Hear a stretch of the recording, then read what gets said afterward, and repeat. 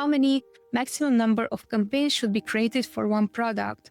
There's not as much as maximum number of campaigns. There is more of what is the purpose of creating campaigns. In the ad console, you can create up to 10,000 campaigns, but the question here is, why would you be creating multiple campaigns? And then the second thing, how much budget do you have? Assuming it is a limited budget. By limited budget, I mean you have a limit of budget that you want to spend. So let's think of it logically. If you're going to create 5 campaigns, each campaign you're going to dedicate $10, assuming that for the $10 you're going to gather enough meaningful information for you to decide which campaign works best, and then maybe reallocate budget for those campaigns, you still are going to spend at least $50 per day per ads, which is $1,500 per month. If you're going to add $20 as budget for each campaign, you're going to end up spending $100 per day, which is $3,000.